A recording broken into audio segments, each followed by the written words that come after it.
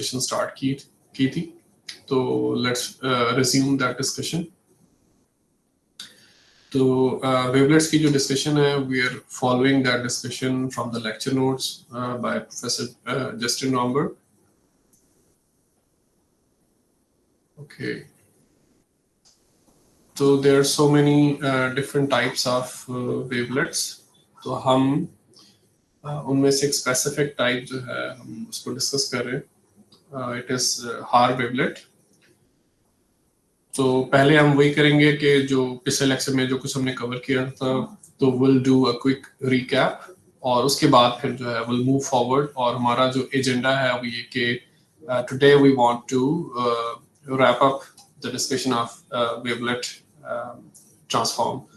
तो जो हमारे पास लास्ट लेक्चर होगा will devote the last lecture to DCT, and if the time permits, so we'll have some brief discussion about the FFT as well. Okay. Hard wavelets.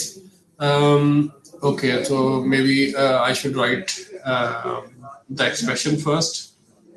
तो हम कह रहे थे कि we have a signal of interest x of t, and we want to write wavelet representation for the signal of interest x of t. तो हम जब wavelet representation लिखते हैं तो हम x hat लगाते हैं। तो x hat क्या चीज है? It is the twin or the approximation of x of t, ठीक है। और फिर जैसे हमने पिछले लेक्चर में डिस्कस किया था कि there are multiple scales, there are multiple resolutions possible for the wavelet representation. तो you have to specify कि कौन से स्केल पे आप जो है वो approximation लिख रहे हैं। तो typically जो स्केल वेरिएबल है तो उसको हम j से represent करते हैं। तो x hat j किस चीज को represent कर रहा है? The approximation of x, the wavelet approximation of x at scale j. तो wavelet approximation आप कैसे करेंगे? First of all, you need basis functions. तो जो basis functions हैं, how do we represent them? We represent them with phi, ठीक है। और उसमें क्या है कि सबस्क्रिप्ट j जो है वो represent करेगा कि कौन सी resolution है, कौन सा scale है, और फिर कॉमा n किस चीज को represent कर रहा है कि what's the number of the basis function, कि n basis function की बात हो रही है। और since phi is a function, it's a function of time, तो वो जो आप independent variable है जो कि time है, आप वो mention करते हैं। So there are many such basis functions. कितने basis functions हैं? We have infinite such basis functions. We have to add them, and if we want to construct unique signals out of it, then we have to take the weighted sum of the basis functions. तो जो weighted sum है तो उसमें आपको यहाँ पे कुछ scaling factors चाहिए होंगे, ठीक है। तो those scaling factors we represent them with s subscript j comma n. So now this weighted sum is the approximation of signal x of t at jth scale. तो इसको कई दफा फिर हम नोटेशन में ये भी लिखते हैं कि हमने ये अप्रोक्सीमेशन कैसे अचीव किया है कि जो भी सिग्नल ऑफ इंटरेस्ट था x of t, हमने उस सिग्नल को प्रोजेक्ट कर दिया है onto what a space, कौन सी स्पेस, जिसको हम इटैलिसाइज करके लिखते हैं कि vj, के स्पेस v है स्केल j पे। तो these are all notations which are definitely good to learn, ठीक है। और उसके बाद फिर हम मजीद जो है वो annotation कर सकते हैं। What are these fees called? We call them approximation or scaling functions.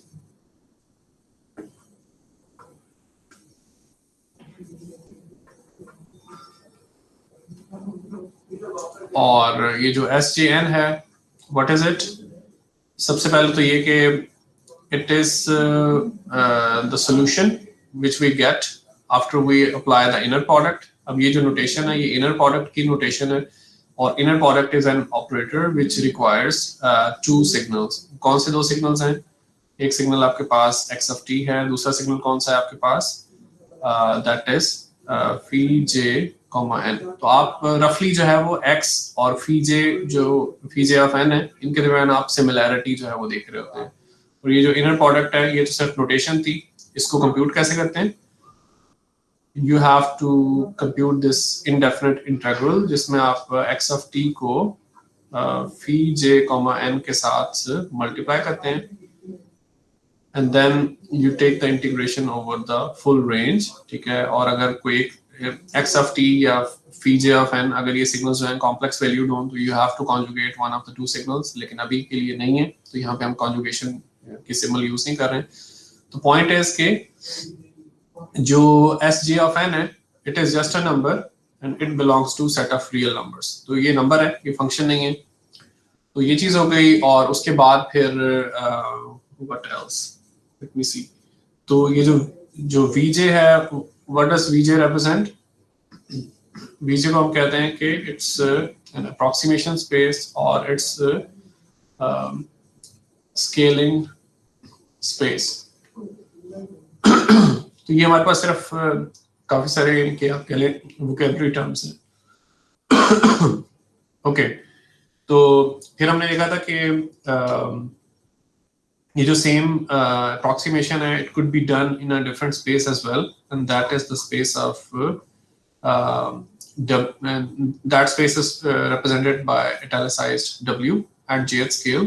ठीक है, तो जब आप प्रोजेक्शन करेंगे x of t की into this space w at scale j, तब भी आपके पास जो है वो अप्रोक्सीमेशन आएगी at jth scale।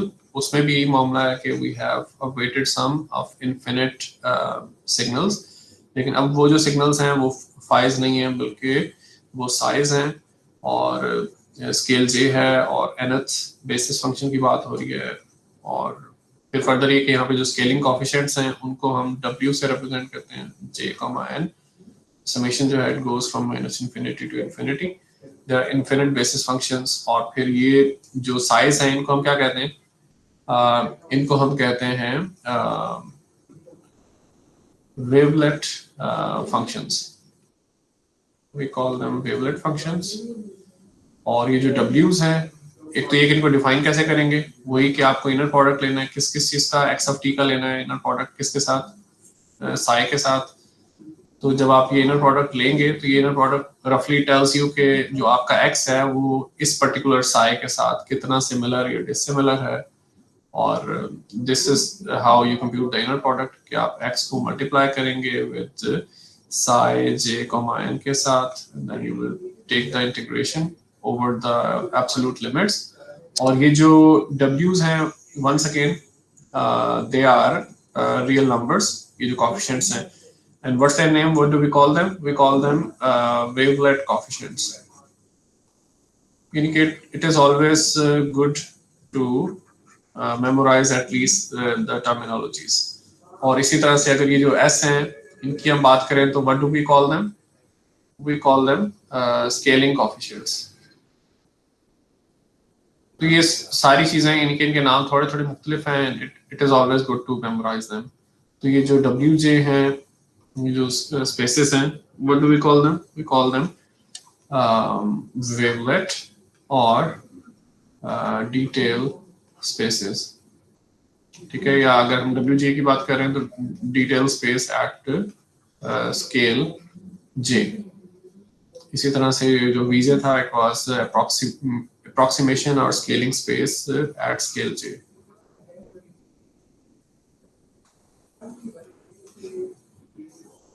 Anyway, तो ये हमारे पास आप कह लें कि नॉमेनक्लेचर आ गए वेवलेट्स के लिए। और जैसे हमने शुरू में कहा कि बहुत सारी डिफरेंट वेवलेट्स पॉसिबल हैं। तो हार वेवलेट का क्या मामला है? Haar wavelet is one such wavelet जिसमें आपके पास यहाँ पे हम लिख देते हैं इन हार वेवलेट्स, जो इनके इम्पोर्टेंट जो एस्पेक्ट्स हैं वो ये कि आपके पास जो अप्रोक्सीमेशन है x of t की, वो स्टेयर केस अप्रोक्सीमेशन है, या उसको आप कह लें कि पीस वाइज कांस्टेंट भी आप उसको कहते हैं कई दफा।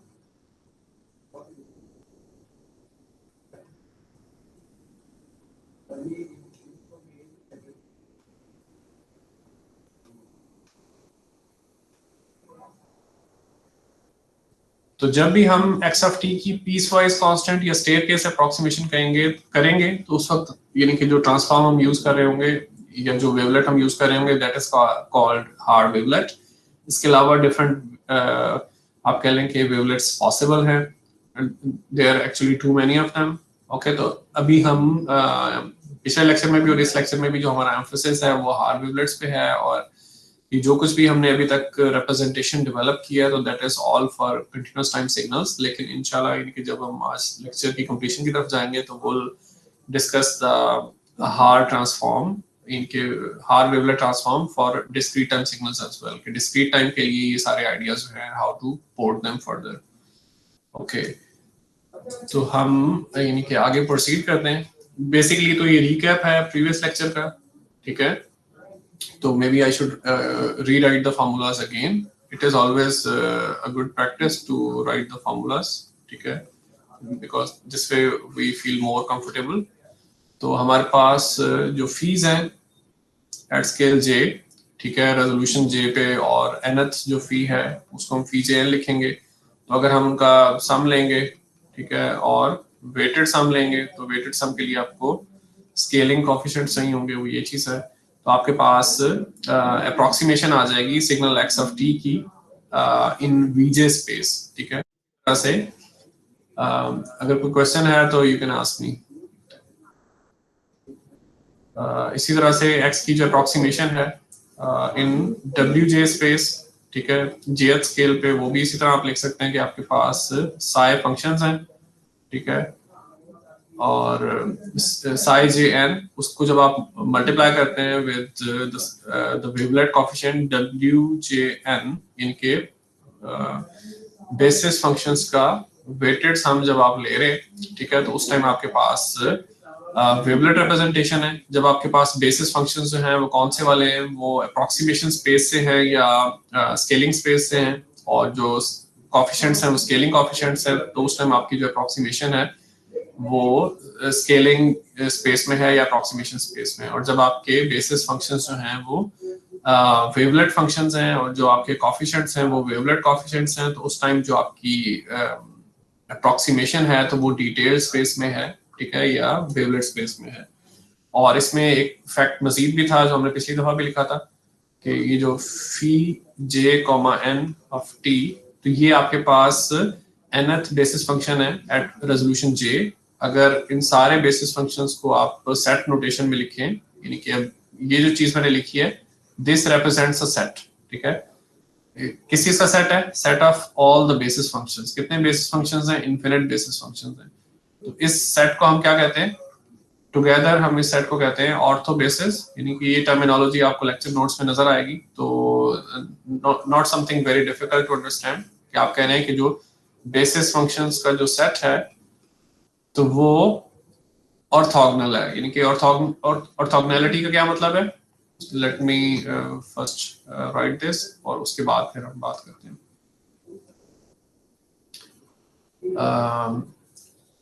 ऑर्थो बेसिस जो है वो क्या चीज, what does it imply? It implies के आप कोई भी nth बेसिस फंक्शन लें, ठीक है, और इसी तरह से सेम स्केल पे, और इस तरह से कोई भी mth बेसिस फंक्शन लें, तो इसका जो इनर प्रोडक्ट है, ठीक है, तो what's true about that inner product, कि वो इनर प्रोडक्ट 1 कब होगा? For m equal to n and it is 0 otherwise. तो this is what we mean by orthogonality, ठीक है। तो similar statement we can write about the size as well, कि जो साइज है उसमें भी यही है कि jth स्केल पे जो साई है और nth साई फंक्शन है, इसी तरह से उसका जब आप इनर प्रोडक्ट लेते हैं with mth psi function at scale j, तो जब आप इनर प्रोडक्ट लेते हैं तो it turns out to be 1 कब होता है? जब m और n एक ही चीज हो, अदरवाइज इट्स 0। तो this is what we mean by orthogonality, कि इनर प्रोडक्ट जो है वो 0 होना चाहिए। ओके, तो राइट, अब हार वेवलेट्स में मजीद क्या मामला था? यानी कि जब भी आपने अगर किसी भी सिग्नल की हार वेवलेट में रिप्रेजेंटेशन लिखनी है, चाहे आपने अप्रोक्सीमेशन स्पेस में लिखनी है और चाहे आपने जो है वो वेवलेट स्पेस में लिखनी है, तो व्हाट डू यू नीड? आपको, यानी कि एक तो ये कि आपके पास बेसिस फंक्शंस का सेट होना चाहिए, दूसरा फिर ये कि बेसिस फंक्शंस का सेट, और दूसरी कौन सी चीज है? आपको कोएफिशिएंट्स चाहिए, स्केलिंग कोएफिशिएंट्स या वेवलेट कोएफिशिएंट्स। तो बेसिस फंक्शंस का सेट कैसे कंस्ट्रक्ट होगा? वो हमने देखा था कि अगर हम अप्रोक्सीमेशन स्पेस की बात करें तो हम एक फंक्शन से स्टार्ट करते हैं which is 1 on the interval 0 to 1, ठीक है, एंड इट्स 0 अदरवाइज, ठीक है। तो ये कौन सा फंक्शन है? इसको हम कहते हैं phi 0 of t। तो ये जो फंक्शन है इसको it is actually the called the mother function, क्योंकि इस फंक्शन के जरिए आप बाकी सारे फंक्शंस जो है वो डिराइव कर सकते हैं। और ये कौन सी स्पेस में है? अप्रोक्सीमेशन स्पेस में है। तो आप इसको साथ में लिख सकते हैं कि मदर अप्रोक्सीमेशन फंक्शन, ठीक है, जस्ट द नेम। और इसी तरह से जो आपके पास वेवलेट स्पेस है उसमें क्या मामला था? वेवलेट स्पेस में ये मामला था कि ये सिग्नल है जो कि 0 से हाफ तक 1 है और हाफ से 1 तक फिर उसका मैग्नीट्यूड -1 है, फंक्शन ऑफ टाइम है। इसको आप कह रहे हैं साई 0 ऑफ टी, ठीक है। तो वंस अगेन ये जो आपके पास फंडामेंटल फंक्शन है जिसके जरिए आप बाकी सारे बेसिस फंक्शंस पता चला सकते हैं, तो once again you call it mother function. लेकिन ये क्योंकि वेवलेट स्पेस में है तो इसको आप कहेंगे मदर वेवलेट फंक्शन, या कई दफा आप इसको सिंपली कहते हैं कि इट्स मदर वेवलेट, ठीक है। तो इसे और सिर्फ हम यानी कि पुरानी जो टर्मिनोलॉजी है उसको दोबारा से रिफ्रेश कर रहे हैं। तो अगर आपके पास अप्रोक्सीमेशन स्पेस में मदर अप्रोक्सीमेशन फंक्शन हो या आपके पास वेवलेट स्पेस में मदर वेवलेट फंक्शन हो, तो बाकी जो बेसिस फंक्शन है वो कैसे डिराइव करते हैं? रिकॉल। ओके, तो आपके पास you have this relationship, let me write that, के फी यानी कि jth स्केल पे जब आपको nth बेसिस फंक्शन चाहिए होगा तो वो कैसे आएगा? वो आपके पास आएगा कि you need your mother function, ठीक है, और उसको आप जो है वो टाइम स्केलिंग उसकी करेंगे, यानी कि एक्चुअली कंप्रेशन हो रही होती है, ठीक है, और फिर आप उसमें शिफ्ट देंगे n की, और फिर आपको कुछ एम्पलीट्यूड स्केलिंग जो है वो करनी होगी। तो ये जो आपके पास मदर अप्रोक्सीमेशन फंक्शन है उसके जरिए आप किसी भी स्केल पे कोई भी बेसिस फंक्शन जो है वो कंप्यूट कर सकते हैं। और इसी तरह से जो आपके पास मदर वेवलेट है कि मदर फंक्शन है वेवलेट स्पेस में जिसको आप फी 0 कह रहे हैं, साई 0 कह रहे हैं, तो साई 0 के जरिए आप किसी भी स्केल पे साई और कोई सा भी साई फंक्शन यानी nth साई फंक्शन आप कैसे कंप्यूट कर सकते हैं? वही काम करेंगे कि साई 0 जो है, एक तो ये कि उसमें आप टाइम स्केलिंग करेंगे जो कि कंप्रेशन है, सिग्नल को कंप्रेस करेंगे, शिफ्टिंग करेंगे बाय n, और फिर एम्पलीट्यूड स्केलिंग करेंगे बाय फैक्टर 2j/2, ठीक है। तो ये अब आपके पास रिलेशनशिप आ गया कि फाई 0 के जरिए आप कोई सा भी फाई jn निकाल सकते हैं, और साई 0 के जरिए आप कोई सा भी साई jn जो है वो आप कंप्यूट कर सकते हैं। Okay, right. तो फिर उसके बाद हमारे पास नेक्स्ट चीज क्या है? नेक्स्ट ये था कि जो हमारे पास अप्रोक्सीमेशन स्पेस है और जो हमारे पास डिटेल स्पेस है या वेवलेट स्पेस है, how the two spaces are related.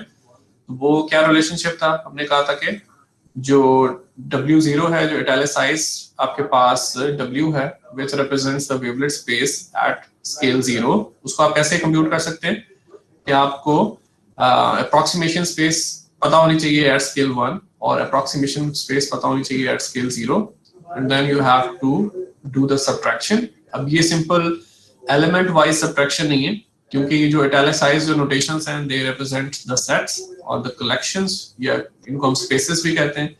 तो जब सेट नोटेशन में आप बात करेंगे तो that what does that tell us कि जो W0 है इज द सेट, या आप उसको कहेंगे कलेक्शन ऑफ ऑल सिग्नल्स। कौन से सिग्नल्स की कलेक्शन है, कौन से सिग्नल्स की स्पेस है? दैट आर इन V1, वो सारे सिग्नल्स जो कि V1 में हैं but are orthogonal to the signals in V0। ऐसे सिग्नल्स हैं जो कि V1 में हैं लेकिन V0 के सिग्नल के साथ ऑर्थोगोनल है।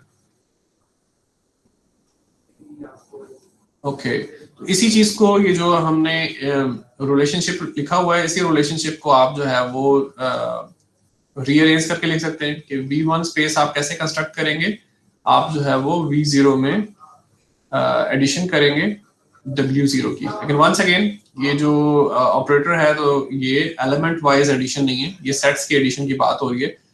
तो जब हम सेट नोटेशन में जाएंगे तो जब हम अपने सिग्नल्स की टर्मिनोलॉजी में बात करेंगे तो ये जो नोटेशन है वो कैसे ट्रांसलेट होगी, ये कि अगर आपके पास कोई सिग्नल है x, उसकी जो आपने अप्रोक्सीमेशन लिखी थी V0 स्पेस में, ठीक है, तो अगर आप उसमें अप्रोक्सीमेशन ऐड करें सेम सिग्नल x की, ठीक है,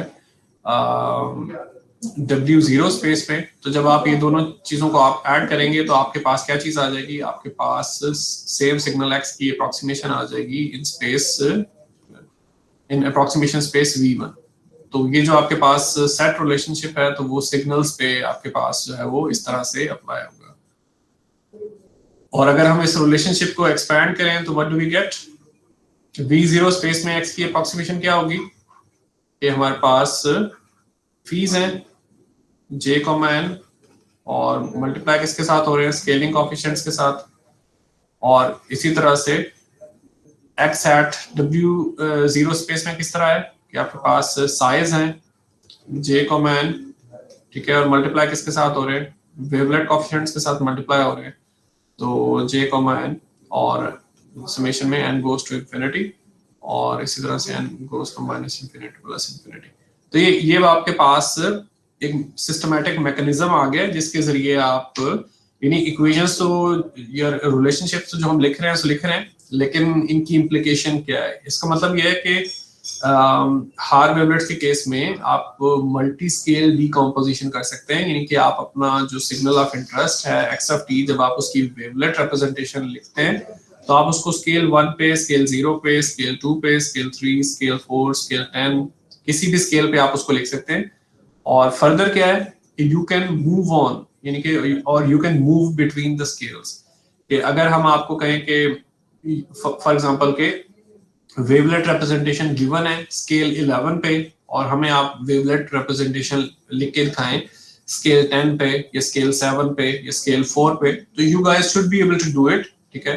तो उसी के लिए हम फाउंडेशंस जो है वो डेवलप कर रहे हैं कि अगर एक सिग्नल की वेवलेट रिप्रेजेंटेशन है तो वो हम उसमें जो मल्टीपल स्केल्स हैं, जो मल्टीपल रेजोल्यूशंस हैं, उनके दरमियान हम जो है वो ट्रैवल कर सकें, ठीक है, कि एक स्केल से दूसरे स्केल पे हम लोग जा सके। तो जब हम इनकी एप्लीकेशंस कंसीडर करते हैं तो वहां पे हम देखते हैं कि इट इज वेरी इंपॉर्टेंट कि आपको मूव करना आता हो बिटवीन द स्केल्स, क्योंकि फॉर एग्जांपल हमारे पास रिसर्च में जब हम स्मार्ट ग्रिड वगैरह का डेटा हमारे पास होता है तो वहाँ पे different activities different time scales पे हो रही होती हैं। कुछ इवेंट्स जो हैं वो दे आर ऑफ इंटरेस्ट क्योंकि वो सेकंड्स के इंटरवल्स पे हो रहे हैं, कुछ इवेंट्स जो हैं वो मिनट्स के इंटरवल्स के बाद हो रहे हैं, कुछ आवर्स के बाद या कुछ 24 आवर्स की क्लॉक टिक के बाद। तो उसमें फिर आपको अप्रोप्रिएट लेवल पे जो वेवलेट डीकम्पोजिशन है वो चाहिए होती है। तो दैट्स व्हाई इट्स इम्पोर्टेंट कि आप जो है किसी भी एक स्केल पे जब आपके पास वेवलेट रिप्रेजेंटेशन हो तो आप एक डिफरेंट स्केल पे मूव कर सकें। ओके, तो फर्दर क्या है, यानी कि जो पिछले अभी तक भी हमने पिछले लेक्चर का ही रिकैप जो है वो किया है। तो हमने कहा था कि जो हमारी अप्रोक्सीमेशन है when does it becomes exact, के ये जो भी हमारी अप्रोक्सीमेशन है एक्स वीजे, यानी कि वीजे स्पेस में जो हम एक्स को अप्रोक्सीमेट कर रहे हैं, ये दोनों चीजें जो अप्रोक्सीमेट सिग्नल है यानी कि जो ट्विन सिग्नल है और जो ओरिजिनल सिग्नल है, when do they become the same, when we apply this limit j goes to infinity, ठीक है। तो दिस वाज द केस, ठीक है, जब आपके पास दोनों चीजें जो है वो सेम हो जाती हैं। और हमने फिर पिक्टोरियल एक रिप्रेजेंटेशन भी देखी थी लेक्चर नोट में जिसमें हमें पता चला था कि जैसे जैसे हम स्केल बढ़ाते रहते हैं तो वैसे वैसे जो है हमारे पास जो अप्रोक्सीमेट सिग्नल है x hat jth स्केल पे, तो it becomes more and more faithful replica of the original signal x of t, ठीक है। तो ये हो गया। Okay, so let's go back to the lecture notes. तो हम देखते हैं कि जो हमने पिछले लेक्चर में डिस्कस किया था तो अभी तक हमने सिर्फ और सिर्फ उसको रिकैप किया है। जैसे ये फिगर जो आपको नजर आ रही है जहाँ पे माउस ओवर कर रहा हूँ, तो दैट इज वन एग्जांपल और typical member of V0 space. तो V0 स्पेस के मेंबर्स का आपको कैसे पता चलता है? ऐसे सिग्नल्स जो कि पीस वाइज कांस्टेंट हैं, ये स्टेयर केस की तरह नजर आते हैं with what property? V0 space के सिग्नल्स की या मेंबर्स की प्रॉपर्टी ये है कि जो सिग्नल का एम्पलीट्यूड है it remains constant for a second, ठीक है, then it changes abruptly and then it remains constant for a second and so on, ठीक है। तो ये आपके पास मदर फंक्शन है इन अप्रोक्सीमेशन स्पेस, और this is how you compute the other basis functions at scale 0 from the mother function। और ये फिर आपके पास एक्सप्रेशन है कि 0th रेजोल्यूशन पे आपके पास जो वेवलेट रिप्रेजेंटेशन है इनकी जो x की जो अप्रोक्सीमेशन है, how do we compute it, के बेसिस फंक्शंस का वेटेड सम, और कौन से बेसिस फंक्शंस हैं जो कि स्केल 0 पे हैं, और ये आपके पास स्केलिंग कोएफिशिएंट्स हैं जिसमें आप हर स्केलिंग कोएफिशिएंट कंप्यूट करने के लिए क्या करते हैं, you take the inner product किस चीज का, अपने सिग्नल ऑफ इंटरेस्ट x का with the corresponding basis function. यहाँ पे छोटी सी टाइपो है, x0 नहीं है, x है, ओके। तो फिर ये जो सेम आपके पास जो अप्रोक्सीमेशन है एट स्केल 0, तो आप उसको नोटेशन वाइज जो है वो you want to make it look beautiful and professional, तो आप कहते हैं कि x ऑफ t पे आपने प्रोजेक्शन अप्लाई की है to move it to approximate it into space v0। और फिर ये आपके पास लेफ्ट साइड पे एक x ऑफ t है which was of interest to us, रफली 6 सेकंड ड्यूरेशन का, और राइट साइड पे फिर उसकी अप्रोक्सीमेशन है इन v0 स्पेस के। दोनों जो approximated signal है it looks similar to x but still it's not a very good approximation। तो फिर हम क्या करते हैं कि approximation का लेवल बढ़ाते हैं। अब नेक्स्ट आपके पास जो स्केचेस आए हुए हैं, लेफ्ट साइड पे एक एग्जांपल मेंबर है v0 स्पेस का, राइट साइड पे एक एग्जांपल मेंबर है v2 स्पेस का।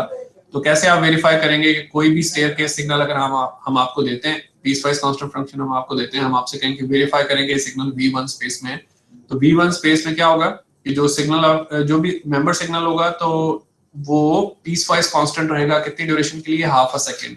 तो हर हाफ सेकंड के बाद जो है ना वो अपना एम्पलीट्यूड चेंज करेगा अब्रप्टली। और इस तरह V2 स्पेस के जो मेंबर सिग्नल्स हैं they retain their amplitudes for 1/4 of a second and then abruptly change their amplitudes afterwards। तो इन जनरल जो आपके पास VJ स्पेस पे जो सिग्नल होगा तो मेंबर सिग्नल होगा, तो वो कितने इंटरवल के लिए जो है अपनी वैल्यू को रिटेन करेगा एम्पलीट्यूड को, 2 to -j, ठीक है। फिर उसके बाद जो है here we have this formula जो हमने लिखा है अपने व्हाइट बोर्ड पे, कि जिसमें आप मदर फंक्शन जो कि अप्रोक्सीमेशन स्पेस में है उसके जरिए कोई भी φjn आप जो है वो कंप्यूट कर सकते हैं, यानी कि कोई सा भी basis function, nth basis function on scale j। और फिर फर्दर ये जो φjn जो आपके पास बेसिस फंक्शंस का जो सेट है तो that is an ortho basis for vj, ठीक है। और फिर ये कि पिछले लेक्चर में हमने कुछ स्केचिंग भी देखी थी और हमने आपको कहा था कि हम आपको किसी भी स्केल पे कुछ बेसिस फंक्शंस बनाने को कह सकते हैं customized with your roll numbers, कि जो भी आपका रोल नंबर है तो उसके साथ कोई फार्मूला लगा के हम आपसे कहेंगे कंप्यूटर नंबर, और फिर जो भी वो जे आपके पास आएगा तो उस पर्टिकुलर रेजोल्यूशन पे पहले 3 4 5 6 7 8 बेसिस फंक्शंस आप बना सके, तो you guys should be able to do that. और उसमें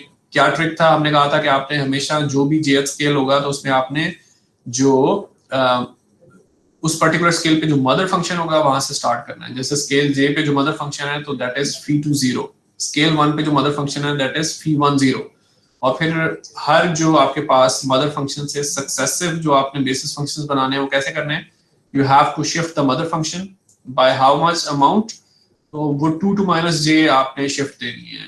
तो 2 to -j का क्या मतलब है कि स्केल 0 पे जब आप बात कर रहे हैं तो शिफ्ट जो होगी लेफ्ट और राइट पे वो बाय 1 होगी, और जो आपके पास स्केल 1 है तो उसमें हाफ की शिफ्ट्स होंगी, और जो स्केल 2 है उसमें क्वार्टर की शिफ्ट्स होंगी। तो इट्स ये बताएं सर आज काफी आपकी लेक्चर स्पीड ज्यादा है तो नहीं समझ आ रही ऑनेस्टली। हाँ, चलें, ये तो काफी इट्स क्वाइट अमेजिंग क्योंकि अभी तक हमने पिछले लेक्चर पे हमने रिकैप किया, तो नॉट श्योर नहीं सर ऑनेस्टली नहीं, मतलब मैंने किया है कम्युनिकेट, आई फेल्ट सिर्फ मेरे साथ है लेकिन ये हो रहा है और भी लोगों के साथ। सर असल में पिछले लेक्चर्स को भी हम अभी सही तरह अब्सॉर्ब नहीं कर पाए थे सर, इस वजह से स्पीड थोड़ी तेज लग रही थी, तो थोड़ा सा हो सके तो। नहीं चले ठीक है, इनके इनपुट आप लोगों की इट्स वैल्यूएबल, लेकिन अभी मैं ये सोच रहा हूँ कि तो अभी तक जैसे आप पहले के 30 मिनट्स हम उन्हीं बातों पे हम स्पेंड कर चुके हैं, वो बातें जो हमने पिछले लेक्चर में की थी। तो I actually wanted to wrap it up. जैसे अभी आप इस वक्त देख भी सकते हैं कि हमारे पास टोटल जो है वो 16 पेजेस हैं इस लेक्चर नोट्स में, तो अभी हम पेज 3 पे हैं। तो यानी हमने पेज 16 पे वैसे तो जाना था, तो लेट्स सी कि क्या करना चाहिए। वैसे तो यानी कि रिकॉर्डिंग्स जो हैं वो अवेलेबल हैं, तो you can listen to them again and again. मैं कोशिश यही कर रहा होता हूँ लेक्चर में कि I remain very very precise, so that कि अगर आपने रिकॉर्डिंग दोबारा सुननी हो तो यानी कि you do not end up with some wrong idea. तो बाकी मेरे ख्याल में कि इसमें थोड़ा सा मैं और चीजें आपको बताना चाहूंगा, यानी कि pace I am not sure कि किस तरह से कम किया जा सकता है, क्योंकि जो लेक्चर नोट्स हैं इसमें मेनली जो है वो थ्योरी डिस्कस हो रही है। तो जो एग्जांपल्स हैं समहाउ आप कह लें कि you guys will be asked to do in your homework, probably homework 6 जो होगा, जो लास्ट होमवर्क होगा, हो सकता है ना भी हो, तो विल सी, क्योंकि होमवर्क 5 हमने कल पोस्ट किए। तो मकसद ये है कि वेवलेट से रिलेटेड जो प्रैक्टिस क्वेश्चंस है वो आप लोग होमवर्क में सॉल्व कर सकते हैं, या I can ask the TA to help you guys to solve such questions. लेकिन जो क्वेश्चंस की जो हिंट्स हैं या उनका जो कॉम्प्लेक्सिटी लेवल है वो मैं आप लोगों को साथ साथ सीन के जब मौका मुझे मिलता है मैं आपको बताता हूँ। उसका उसका मकसद भी यही होता है कि जब आप लोग फाइनल एग्जाम के लिए आए तो आपको पता हो कि what kind of questions you can expect on your exam. और मजीद ये कि ये जो थ्योरेटिकल डिस्कशन हम लोग कर रहे हैं, तो how to utilize these formulas and these insights to do the problem solving. तो मकसद ये है कि for me it won't be a very good idea to do problem solving, ठीक है। तो that's why I want to stick to the theory, लेकिन जो इसमें करने की चीज है वो मैं आप लोगों को एम्फसाइज कर रहा हूँ। जैसे ये जो अभी हमने ये जो स्केचिंग वगैरह है, इस तरह की स्केचिंग्स जो हैं वो you guys should be able to do, ठीक है। और इस स्केचिंग में आप कह लें कि there is nothing much difficult. पिछले लेक्चर में भी हमने स्केचिंग डिस्कस की थी, आज मैं फिर दोबारा आपको बता रहा हूँ, ठीक है, कि आप मदर फंक्शन से स्टार्ट करेंगे किसी भी स्केल पे, और जो आपके पास फार्मूला है either you can utilize this formula or you can do some memorization। तो हार वेवलेट के केस में मेमोराइजेशन एक्चुअली हेल्प्स, कि आप जो है वो मदर फंक्शन बनाते हैं, और मदर फंक्शन जो है it's a rect like function, rect की तरह का फंक्शन है, और उसकी ड्यूरेशन कितनी होनी चाहिए, 2 to minus j होनी चाहिए। j क्या है आपका जो रेजोल्यूशन है, ये स्केल है। जैसे अगर आप स्केल 2 पे मौजूद हैं तो 2 to minus j मींस के 1/4 ऑफ अ सेकंड। तो ये फी टू 0 जो आपको नजर आ रहा है जहां पे मैं माउस होवर कर रहा हूँ, तो ये एक रेक्ट फंक्शन है जो कि 1 है फॉर 1/4 ऑफ अ सेकंड। तो जब आपके पास मदर फंक्शन आ गया है तो उसके बाद अगर हम आपसे कहें कि मदर फंक्शन के दाएं और बाएं आप हमें 3-3 4-4 जो है वो बेसिस फंक्शन बना दें, तो मदर फंक्शन के दाएं तरफ वाले बेसिस फंक्शंस कौन से होंगे जिसमें आप राइट शिफ्ट दे रहे होते हैं। जैसे फी टू 0 मदर फंक्शन है, तो फी टू 1 जो है it's the next basis function जिसमें आपको मदर बेसिस फंक्शन को राइट की तरफ आपने शिफ्ट करना है और आपके पास आएगा। फिर उससे अगला बेसिस फंक्शन है, फिर उससे अगला एंड सो ऑन। इसी तरह से आप मदर फंक्शन को लेफ्ट साइड पे शिफ्ट देंगे तो आपके पास मजीद बेसिस फंक्शन आना शुरू हो जाएंगे। और एक्चुअली किसी भी स्केल पे आपके पास इनफिनिट बेसिस फंक्शंस हैं, और आप डेफिनेटली सारे नहीं बना सकते, तो जिसकी वजह से हम आपको कहेंगे कि पहले 4 5 6 जो है वो बेसिस फंक्शंस आप बनाएं किसी भी स्केल पे। स्केल 2 है, या स्केल 1 है, स्केल 7 है, स्केल 8 है। तो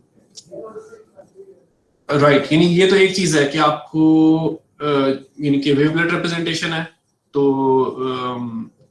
compare it with the Fourier series representation. तो फोरियर सीरीज रिप्रेजेंटेशन में क्या मामला हो रहा था, आपके पास किस चीज का वेटेड सम था, वेटेड सम ऑफ कॉम्प्लेक्स एक्सपोनेंशियल्स।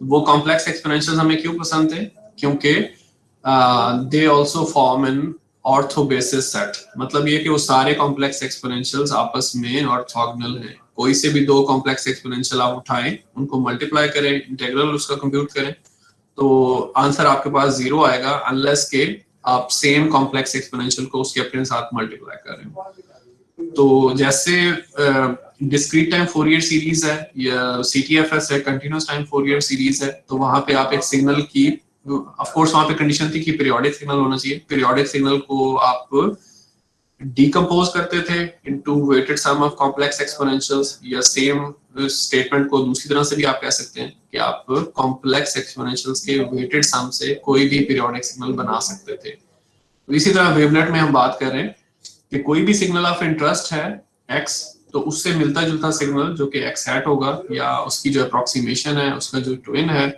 तो आप जो अप्रोक्सीमेशन है वेवलेट डोमेन में वो कैसे कर सकते हैं, आप ये करते हैं कि आपको बेसिस फंक्शन चाहिए, और बेसिस फंक्शंस कैसे आ रहे हैं वो भी हमने यहाँ पे स्केच किए हैं जो आपको सामने नजर आ रहे हैं। तो बेसिस फंक्शंस पे आपकी ग्रिप होनी चाहिए। जब बेसिस फंक्शंस आपको समझ में आ गए कि इस तरह से बनाने हैं कि अप्रोक्सीमेशन स्पेस में जो एक रेक्ट की तरह फंक्शन है वो आपका मदर फंक्शन है, उसके जरिए आप हर तरह का बेसिस फंक्शन बना सकते हैं किसी भी स्केल पे और किसी भी शिफ्ट के साथ। इसी तरह से जो वेवलेट स्पेस है उसमें भी आपके पास एक मदर फंक्शन है जिसको आप मदर वेवलेट कहते हैं, उसको भी जब आप शिफ्ट करते हैं या स्केल चेंज करते हैं तो you can construct any basis function from that mother function. तो इनके वेवलेट में द ब्यूटीफुल थिंग इज कि आपको अप्रोक्सीमेशन स्पेस हो जिसको हम VJ कहते हैं या वेवलेट स्पेस हो जिसको हम WJ कहते हैं, तो दोनों स्पेसेस में से किसी भी स्पेस में आप काम कर रहे हो तो आपको सिर्फ और सिर्फ एक बेसिस फंक्शन चाहिए।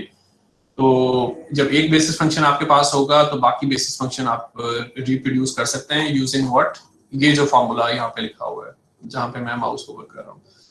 तो once again I want to remind you guys कि in case the exams are on campus exams, तो you guys will be provided with a formula sheet जहाँ पे सारी equations लिखी हुई होंगी। तो हम आपको memorization का बिल्कुल नहीं कह रहे हैं, we just expect you guys कि आप इन formulas को सही से interpret कर लें, इनको सही से utilize कर लें। और अगर ऑनलाइन एग्जाम हुए for whatever reason तो ये सारे लेक्चर नोट्स और बुक्स आपके सामने होंगी, you just need to navigate to the right formula at the right page।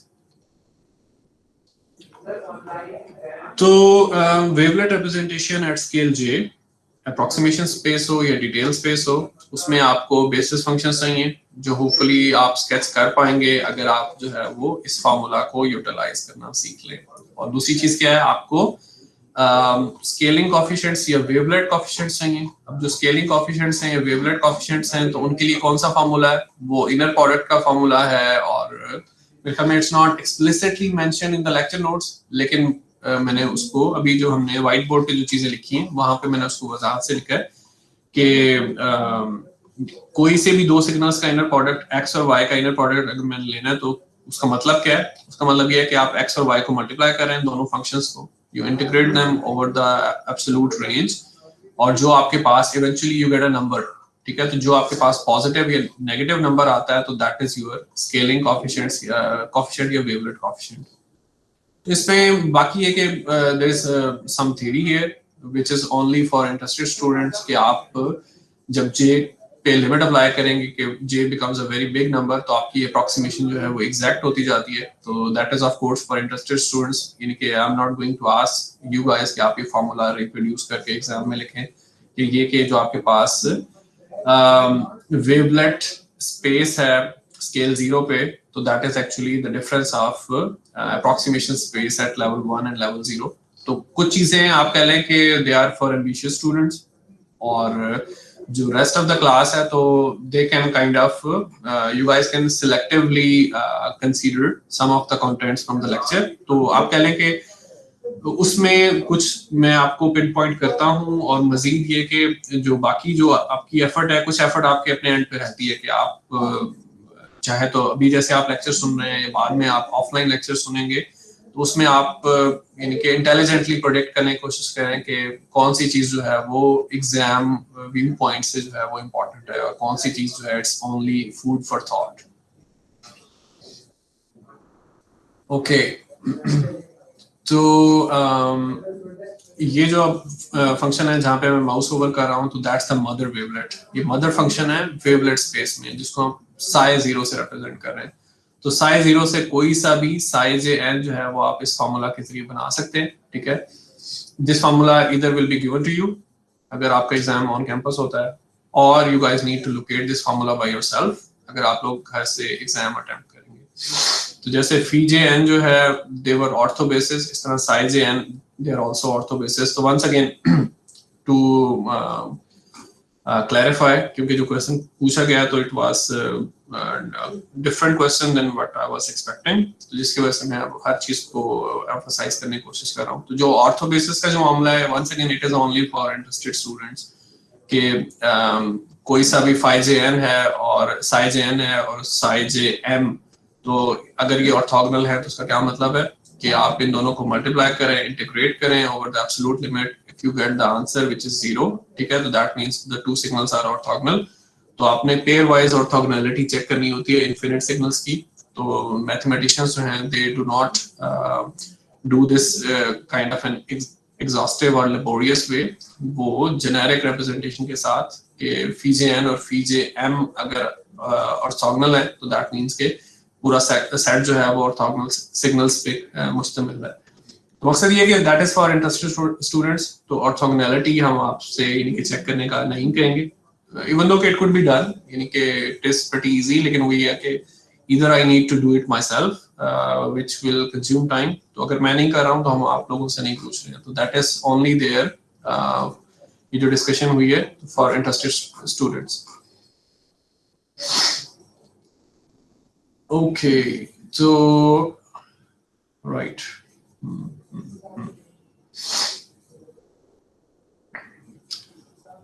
तो ये जो हमारे पास फार्मूला है तो that is a recursive formula, ठीक है। इस पे मैं थोड़ी सी डिस्कशन अभी व्हाइट बोर्ड पे करता हूँ। ये जो स्केचेस यहाँ पे नजर आ रहे हैं आपको, तो ये स्केचेस हमने खुद पिछले लेक्चर में शायद बनाए थे या हमने इनको एक्सप्लेन किया था। देयर वंस अगेन वही चीज है कि डिफरेंट रेजोल्यूशंस पे आपने फीस या जो साइज हैं वो कैसे आपने बनाने हैं। तो इन केस के आज के लेक्चर के कंक्लूजन के बाद भी आप लोगों को ये चीजें जो है वो you guys feel a bit strangers about these topics, so that means that it's the right time to go for a tutorial session, and then TA will be there to help you guys कि problem solving की approach जो है या उस perspective से आपने कैसे इन चीजों को देखना है। तो मेरा ख्याल में यानी कि वेवलेट में आप कह लें कि सबसे पहले तो सिमिलैरिटी फोरियर सीरीज के साथ, बिल्कुल जैसे फोरियर सीरीज आप लिखते हैं कि वेटेड सम लिखते हैं बेसिस फंक्शंस का, यहाँ पे भी वही हो रहा है। फिर डिफरेंस कहाँ पे आता है? डिफरेंस इसमें आता है कि एक नई चीज इंट्रोड्यूस हो जाती है जिसको आप कहते हैं कि स्केल या रेजोल्यूशन। तो स्केल या रेजोल्यूशन का ये मतलब है कि आप जिस स्केल पे या जिस रेजोल्यूशन पे काम कर रहे होंगे उसके लिए एक स्लाइटली डिफरेंट फार्मूला होगा, और वो फार्मूला जो है वो जे के जरिए आप देख रहे हैं कि वो कस्टमाइज हो जाता है। अपार्ट फ्रॉम दैट वही चीज है, ये जो इनर प्रोडक्ट भी है, तो अगर आप रिकॉल करें कि फोरियर सीरीज के कोएफिशिएंट्स आप कैसे कंप्यूट करते थे, तो आप एक इंटीग्रल यूज करते थे जिसमें आप x ऑफ t को e to j omega t के साथ मल्टीप्लाई करते थे। तो वो जो इंटीग्रल था वो एक्चुअली इनर प्रोडक्ट ही था। तो अगर हमने यानी कि जिस भी कोर्स में वो चीज पढ़ाई गई है और अगर इंस्ट्रक्टर ने वो चीज एक्सप्लिसिटली वाज़ेह नहीं की है तो that's one and the same thing. Fourier coefficient कैसे करने हैं? x ऑफ t को e to j omega t के साथ मल्टीप्लाई करना है, इंटीग्रेट करना है। और ये जो वेवलेट जो कोएफिशिएंट्स हैं वो कैसे करने हैं कि x को साई jn जो है उसके साथ मल्टीप्लाई करना है और इंटीग्रेट करना है। तो more less the same thing. तो एक आप इसको अगर समझना शुरू कर दें कि वेवलेट जो है अगर आप j फिक्स कर दें, j को आप एक लम्हे के लिए भूल जाएं, ठीक है, हम आपको j बता देते हैं कि j2 है, ये j10 है, ये j100 है, तो j फिक्स कर दें तो उसके बाद ये जो फार्मूला है तो it is just very very similar to the formula of Fourier series, ठीक है, फोरियर सीरीज के फार्मूला की तरह ही है। अब एक फर्क ये था कि j की वजह से जब आप j चेंज करते हैं तो आपके पास डिफरेंट फार्मूलाज बनते हैं, और दूसरा डिफरेंस क्या है कि फोरियर सीरीज का आपके पास एक फार्मूला आपको पता होगा, वैसे तो उसमें भी एक से ज्यादा फार्मूलाज हैं। कई दफा लोग कॉम्प्लेक्स एक्सपोनेंशियल्स का वेटेड सम लिखते हैं, और कई दफा ट्रिग्नोमेट्रिक फोरियर सीरीज भी होती है जिसमें लोग कोसाइंस या साइंस का वेटेड सम लिखते हैं। तो इसी तरह का मामला वेवलेट में है कि वेवलेट में आपके पास आपने वेटेड सम लिखना है बेसिस फंक्शंस का, लेकिन फिर आपके पास बेसिस फंक्शंस जो हैं वो दो तरह के पॉसिबल हैं। फीस हैं जिनको हम अप्रोक्सीमेशन फंक्शंस कहते हैं, और साइज हैं जिनको हम वेवलेट फंक्शंस कहते हैं। तो चाहे फी हो या चाहे साई हो, इवेंचुअली तो आपने वेटेड सम कंप्यूट करना है, और फी हो या साई हो तो उसमें स्टार्ट कहानी कहाँ से स्टार्ट होती है, मदर फंक्शन से। फी के केस में मदर फंक्शन कौन सा है, रेक्ट फंक्शन है जो 0 से 1 तक वन है। उससे आप बाकी सारे फंक्शन जो है वो शिफ्ट देके और टाइम कंप्रेशन और एम्पलीट्यूड स्केलिंग से आप आजमाएंगे। और साइज में भी ये मामला है कि you start with a function जो कि जिसकी वैल्यू 1 है for first half of the second और फिर वैल्यू -1 है for the second half of the second, और उसके बाद आप उसी की शिफ्ट देते हैं, उसी को टाइम कंप्रेस करते हैं to get your size at any scale in at any n. तो यानी इवेंचुअली आपके पास there is lot of resemblance with the Fourier series.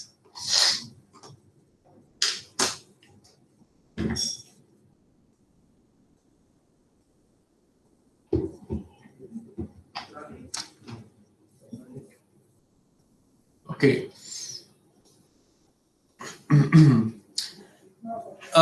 Again, let's try to move forward in a cautious way.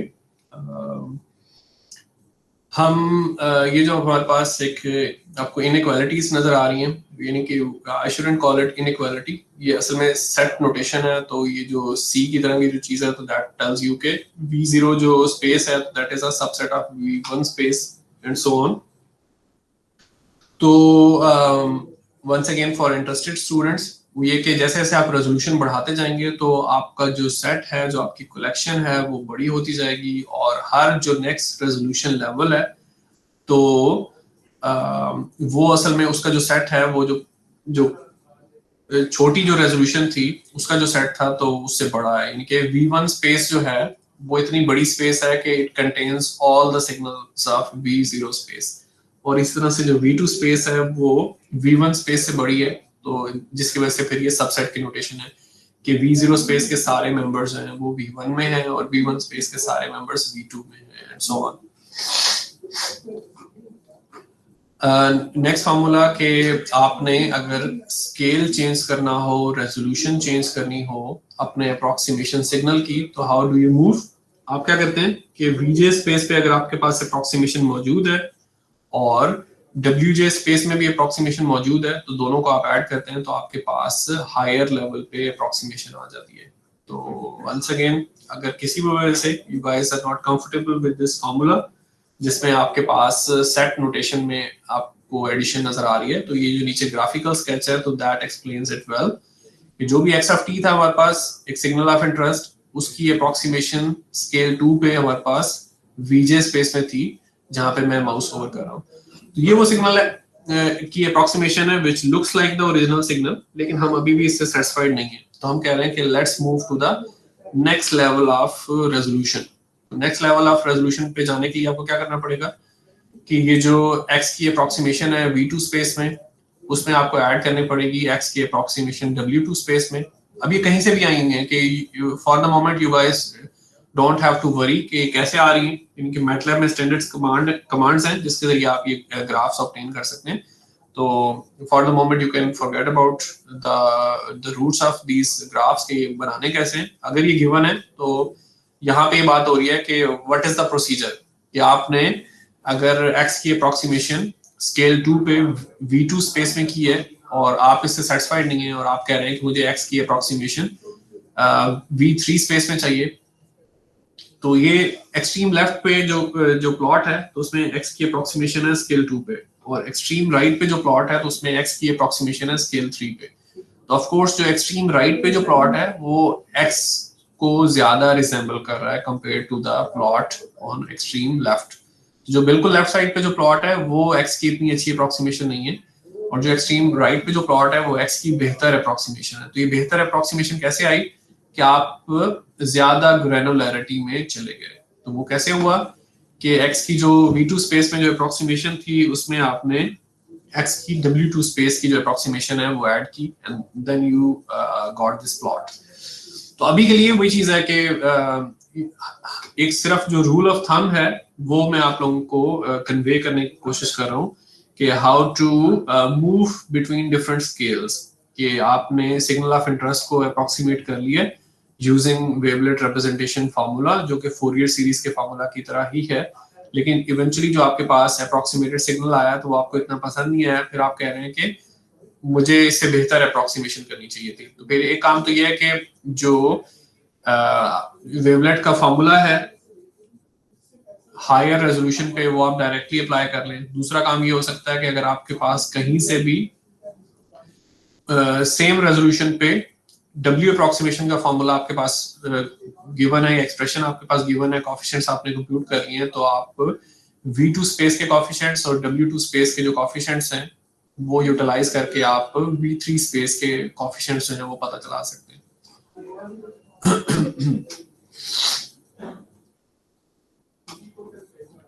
Okay, तो वैसे तो ये इनके they are very similar formulas, इनका रूट एक ही है जो हम बार बार लिख रहे हैं, ठीक है। तो अगर आप इन लेक्चर नोट्स को 2-3-4 दफा गो थ्रू करेंगे तो यू विल सी के there is a pattern there जिसके जरिए सब चीजें हो रही हैं। तो अब ये जो फार्मूलाज इस वक्त आपको नजर आ रहे हैं, तो these are the formulas for the wavelet representation at a fixed scale J। तो अब हमने कैपिटल J रिप्रेजेंट कर रहा है कि हमने स्केल फिक्स कर लिया फॉर अ व्हाइल, थोड़ी देर के लिए हमने स्केल फिक्स किया है और हम कुछ इंपॉर्टेंट काम जो है वो करने जा रहे हैं। तो असल में ये जो आगे वाली डिस्कशन है जो हमने आज के लेक्चर में जो हमारा मेन एजेंडा था जिसमें हमने तकरीबन इस वक्त स्टार्ट किया, तो इसमें हमारे पास एजेंडा ये था कि हम कंटिन्यूअस टाइम सिग्नल की जो हमने वेवलेट रिप्रेजेंटेशन लिखी है which looks very similar to the Fourier series, तो हम इस डिस्कशन को इवॉल्व करें और हम पहुंचे कहाँ पे, हम डिस्क्रीट हार वेवलेट ट्रांसफॉर्म पे पहुंचे।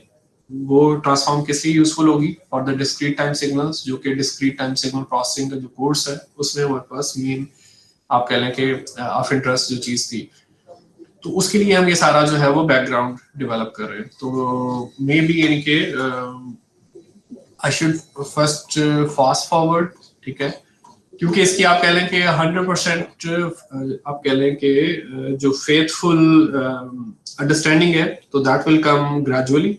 ये जो लेक्चर नोट्स हैं ऑफ कोर्स यानी कि they were written for grade students, यानी कि एडवांस टीएसपी के कोर्स में ये लेक्चर नोट्स इस्तेमाल होते हैं, तो आई टुक दोस लेक्चर नोट्स फ्रॉम देयर। तो इसमें जो डिटेल्स हैं दे आर ऑफ कोर्स इनके सफिशिएंट डिटेल्स हैं और हम उसमें से जो इम्पोर्टेंट डिटेल्स हैं हम वो उठाने की कोशिश कर रहे हैं। ओके, तो यहाँ पे you will be pleasantly surprised to see के the world is too small। जैसे यानी कि people are interconnected, ठीक है, आप कहीं पे भी जाते हैं तो आपको जान पहचान के लोग मिल जाते हैं, तो इसी तरह से the concepts are interconnected as well, ठीक है। तो जो हमने चैप्टर 4 में मल्टी रेट डीएसपी के जो कॉन्सेप्ट्स पढ़े थे तो वो कॉन्सेप्ट्स अब यहाँ पे रीयूज होने के लिए आए हैं, ठीक है। और इवेंचुअली मैं यहाँ पे ये चीज आपको दिखाना चाह रहा हूँ कि जो डिस्क्रीट हार वेवलेट ट्रांसफॉर्म है तो वो इवेंचुअली कैसे कंप्यूट होती है कि आप सिग्नल एक्स ऑफ एन जो है वो अप्लाई करते हैं और आपके पास दो फिल्टर्स हैं, छोटे छोटे से फिल्टर्स हैं H0 H1, और आप एक्स ऑफ एन को इन फिल्टर्स में से गुजारते हैं और फिर आप एक्स ऑफ एन ये जो दो ब्रांचेस बन जाती हैं तो दोनों ब्रांचेस में आप क्या कर रहे हैं, you are doing the decimation by 2। तो जब आप डेसिमेशन बाय 2 करते हैं तो टॉप ब्रांच पे आपके पास एक चीज आती है जिसको आप Sj-1n कह रहे हैं, बॉटम ब्रांच पे आपके पास एक चीज आ रही है जिसको आप Wj-1n कह रहे हैं। तो यानी कि जो Sj-1n जो चीज है, जैसी ये नोटेशन है जो हम अब तक डिस्कशन कर चुके हैं तो it should ring a bell in your mind. तो S कौन सी चीज को रिप्रेजेंट कर रहा था, S was the scaling coefficient. Scaling coefficient का मतलब है कि जो बेसिस फंक्शंस को जब आपने वेटेड सम के लिए जब आपने स्केल करना होता है तो जो चीज आप यूज करते हैं, तो वीजे स्पेस में जब आप अप्रोक्सीमेशन करते थे तो वहां पे ये S आपको नजर आया था। और S की डेफिनेशन क्या थी, it was inner product between what x and fee, ठीक है। कौन सा फी, J और N, और यहाँ पे आपको J-1 नजर आ रहा है तो दैट मींस के अकॉर्डिंगली आप फार्मूला जो है दोबारा से कस्टमाइज कर सकते हैं। और जो W है ये कौन सी चीज है, दैट्स द वेवलेट कोएफिशिएंट, कि जब आप मदर जो वेवलेट है वहां से स्टार्ट करके जो वेवलेट बेसिस फंक्शंस हैं, ठीक है, उनका जब आप वेटेड सम लेते हैं तो फिर जो वेट्स होते हैं वो W's होते हैं। तो मकसद ये है कि एस ऑफ W क्या चीज है, ये तो आप एक तरह से रिकॉल कर सकते हैं, जो डिस्कशन हमने लेक्चर के स्टार्ट से अब तक की हुई है वहां से भी आप रिकॉल कर सकते हैं कि S क्या चीज है और W क्या है। एस जो है आपके पास वेट्स हैं, वेटेड सम के। कौन सा वेटेड सम? जब आप फीस का वेटेड सम ले रहे हैं। और डब्ल्यूज क्या है? डब्ल्यूज आपके पास जो हैं वो वेट्स हैं। कौन से वेटेड सम के? जब आप साइज का वेटेड सम ले रहे हैं। तो एक तो ये चीज है कि आप कहें कि मैं ये पता चलाना चाह रहा हूँ कि एस और डब्ल्यू क्या है, यानी कि जस्ट इंटेलेक्चुअल क्यूरियोसिटी। दूसरी चीज क्या है कि ऑपरेटिव टर्म में या ऑपरेशनल टर्म्स में आप क्या कह सकते हैं कि जब भी आप DWT की कमांड फॉर एग्जांपल मैटलैब में यूज करेंगे डिस्क्रीट वेवलेट ट्रांसफॉर्म, और उसमें आप कहें कि जो आपको बेसिस फंक्शन है, मदर फंक्शन, वो आपको हार फंक्शन आप सिलेक्ट करें, ठीक है। तो उस वक्त फिर जो भी आप एक्स ऑफ एन उसको प्रोवाइड करेंगे तो आपको बदले में ये दो तरह के कोएफिशिएंट्स मिलेंगे। जैसे आप फोरियर सीरीज जो है अगर कंप्यूट करें किसी भी पीरियोडिक एक्स की मैटलैब में, तो फोरियर सीरीज कंप्यूट करने से आपको क्या मिलेगा? You will get a set of coefficients, ठीक है, आपको कोएफिशिएंट्स मिलेंगे। तो इसी तरह से ये जो वेवलेट ट्रांसफॉर्म में यहाँ पे भी ये मतलब मामला है कि जब आप x इनपुट करते हैं तो एक्सचेंज में आउटपुट पे आपको दो तरह के कोएफिशिएंट्स मिलते हैं, s कोएफिशिएंट्स और w कोएफिशिएंट्स। जो s कोएफिशिएंट्स हैं उनको हम अप्रोक्सीमेशन कोएफिशिएंट्स कहते हैं, जो w कोएफिशिएंट्स हैं we call them detail coefficients.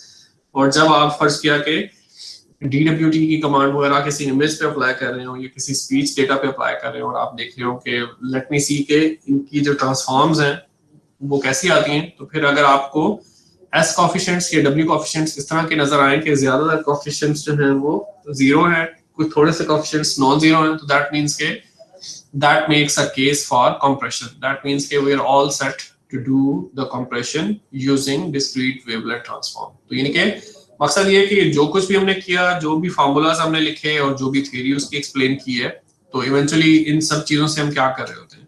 ये जो ट्रांसफॉर्म्स हैं in general they kind of provide you an alternate universe. जैसे हम इस दुनिया में हैं और किसी भी तरह से हम स्पीड ऑफ लाइट से मूव करके किसी और प्लैनेट पे, किसी और गैलेक्सी पे कहीं और चले जाएं और वहां पे पता चले कि वो एक डिफरेंट दुनिया है, वहां पे और ही रूल्स हैं, वहां पे ग्रेविटी भी मुख्तलिफ है और वहां पे बहुत कुछ और हो रहा है, तो you will get to see lot of new opportunities.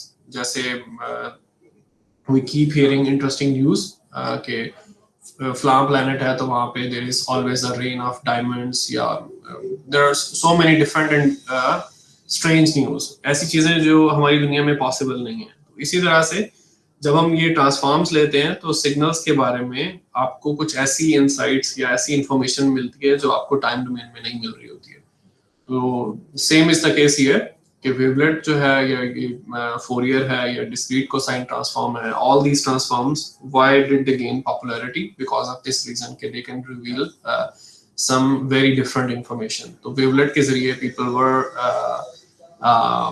it became possible for people to compress the images and the videos and other kind of data. तो मकसद ये है कि coming back to this diagram जो आपको इस वक्त नजर आ रही है, तो आप DWT की कमांड मैटलैब में यूज करते हैं, तो आप x इनपुट करते हैं और आपको डिटेल कोएफिशिएंट्स और अप्रोक्सीमेशन कोएफिशिएंट्स मिलते हैं। तो then it's up to you कि आप उसको कैसे इंटरप्रेट करें। अगर आप कंप्रेशन करना चाह रहे हैं तो आपकी ख्वाहिश ये होगी कि ज्यादातर कोएफिशिएंट्स जीरो हों और थोड़े से कोएफिशिएंट्स नॉन जीरो हों, तो फिर आपकी कंप्रेशन का मतलब सिर्फ ये होगा कि लिटरली कि आप जो है नॉन जीरो कोएफिशिएंट्स सिर्फ रिटेन करेंगे और जिसको भी आपने वो पर्टिकुलर इमेज या वीडियो आपने भेजनी है तो आप सिर्फ वो कोएफिशिएंट्स जो हैं वो भेज देंगे। और फिर दूसरी तरफ जब डीकम्प्रेशन होगी तो वहां पे डीकम्प्रेशन विल मीन के इनवर्स DWT होगी, इनवर्स डिस्क्रीट वेवलेट ट्रांसफॉर्म, तो जिसके जरिए आप थोड़े से कोएफिशिएंट्स के जरिए आप अपना पूरा टाइम डोमेन डेटा या इमेज के केस में 2 डायमेंशनल जो स्पेशल डेटा है वो आप रिकवर कर लेंगे।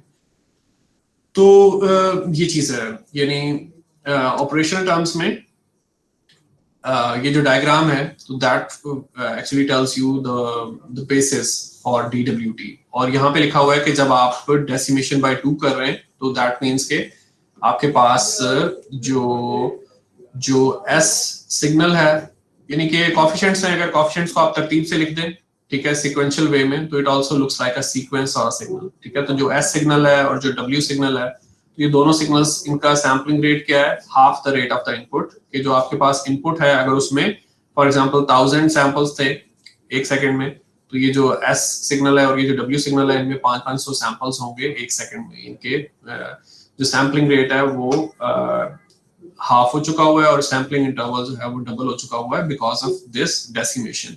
तो फिर जब आप DWT वगैरह की जो कमांड आप मैटलैब में यूज करते हैं, तो फिर वहां पे आपको पता चलता है कि you are asked to specify a resolution level, कि आपने कितनी रेजोल्यूशन रखनी है। तो अगर आप मिनिमम रेजोल्यूशन रखेंगे तो ये चीज आपके पास, ये डायग्राम आपके सामने है कि जिसमें आप को डिटेल और अप्रोक्सीमेशन कोएफिशिएंट मिल जाएंगे जिसका रेट जो है वो हाफ होगा the rate of the input. इसी तरह से जब आप रेजोल्यूशन चेंज करेंगे, तो लेट मी सी वो डायग्राम कहाँ पे है, let me show it to you guys.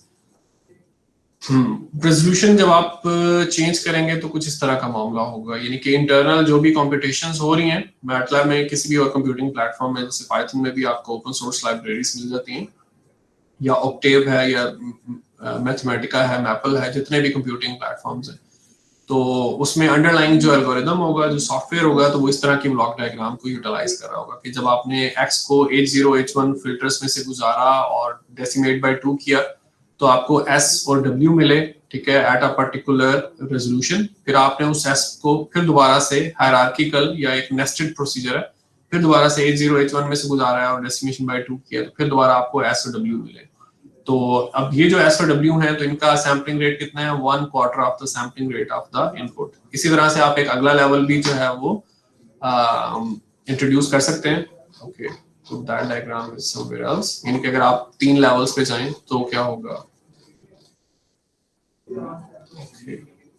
Anyway, तो मकसद ये है कि ये अब आपके पास बेसिक स्ट्रक्चर है जहां पे मैं माउस ओवर कर रहा हूँ फॉर डिस्क्रीट वेवलेट ट्रांसफॉर्म, जो कि हार जो वेवलेट है उसको यूज करिए।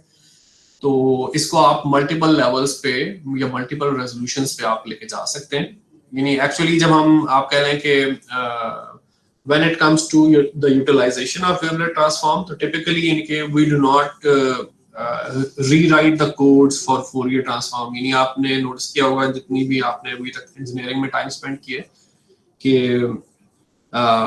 इनके टेक्स लॉट ऑफ एफर्ट कि आप जो कन्वोल्यूशन के लिए एक ऐसा कोड लिखें जो मैटलैब में जो एक्सपर्ट डेवलपर्स ने जो कोड लिखा हुआ है वो उसको बीट कर सके in terms of computational complexity and time, और वो बाकी सारे जो पैरामीटर्स हैं जिसके जरिए आप एक कोड को क्वांटिफाई करते हैं कितना अच्छा लिखा हुआ है। तो इसी तरह वेवलेट का या फोरियर ट्रांसफॉर्म का या डीसीटी का, इनका भी ये मामला है कि most of the time we do not code these things, क्योंकि इनके बहुत अच्छे और एफिशिएंट कोड्स ऑलरेडी मौजूद हैं जिसमें लोगों ने ऑलरेडी कंप्यूटेशनल कॉम्प्लेक्सिटी को मिनिमाइज किया हुआ है। तो मोस्ट ऑफ द टाइम हम इनको सिर्फ यूज कर रहे होते हैं कि बीइंग एप्लीकेशन इंजीनियर्स के हम इनको अप्लाई करके कोई इनसाइट्स गेन करने की कोशिश कर रहे होते हैं अबाउट द टाइम सीरीज। जो भी टाइम सीरीज कोई भी डेटा है, सिग्नल है, सीक्वेंस है हमारे पास होता है, तो उसके लिए। लेकिन वंस अगेन, क्योंकि आप अच्छी इन्फरेंस या अच्छा गेस तब तक नहीं कर सकते जब तक कि आपको कुछ थ्योरी पता ना हो, तो that's why there is a need कि आप देखें कि जो भी कोड है, यानी कि DWT कमांड यूज कर रहे हैं या FFT कमांड यूज कर रहे हैं, तो जो भी बिहाइंड द सीन जो कोड चल रहा है तो व्हाट इट एक्चुअली डज। तो उसके लिए फिर आपको ये जो मैथमेटिकल फार्मूलाज हैं और जो ब्लॉक डायग्राम्स हैं, यू गो थ्रू देम, ठीक है, और you try to gain at least partial insight, ठीक है। तो जो आपकी अंडरस्टैंडिंग है, it becomes more and more profound and complete over the years, ठीक है, अज्यूमिंग दैट के यू रिमेन प्रैक्टिसिंग इंजीनियर्स, कि आप अपनी फील्ड जो है वो वहां से स्विच ना करें। Some people they end up going to business और सम अदर डोमेन। एनीवे, तो ये आपके पास जो है that's the essence of discrete wavelet transform. और फिर यहाँ पे क्वेश्चन अराइज होता है कि अगर आपने वेवलेट ट्रांसफॉर्म ले लिया है तो इनवर्स वेवलेट ट्रांसफॉर्म आपने कैसे कंप्यूट करनी है। तो इनवर्स वेवलेट ट्रांसफॉर्म जो है उसके लिए प्रोसीजर ये हमारे पास जो राइट साइड पे जो पार्ट है वहां पे एम्फसाइज किया हुआ है। तो एज यू माइट इमेजिन कि आपको काइंड ऑफ जो काम आपने ट्रांसफॉर्म लेते हुए किया है, तो you have to undo that thing, ठीक है। तो जो जो ऑपरेशंस आपने परफॉर्म किए तो उनके ऑपोजिट ऑपरेशंस आपको करने पड़ेंगे। तो पहले अगर आपने डाउन सैम्पलिंग किया है तब आपको अप सैम्पलिंग करनी पड़ेगी बाय द सेम फैक्टर, ठीक है।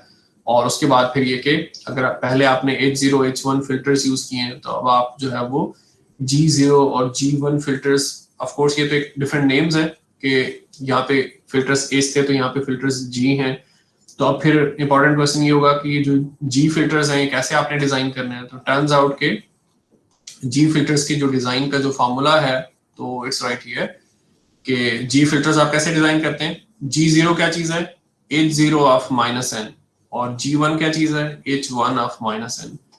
तो सिग्नल्स की टर्मिनोलॉजी में इसका क्या मतलब है कि जो भी H0 आपके पास इम्पल्स रिस्पॉन्स था तो आपने उसका टाइम रिवर्सल किया है तो आपके पास G0 इम्पल्स रिस्पॉन्स आ गया, और इसी तरह से जो भी आपका H1 इम्पल्स रिस्पॉन्स था उसका आपने टाइम रिवर्सल किया है तो आपके पास G1 इम्पल्स रिस्पॉन्स जो है वो आ गया हुआ है।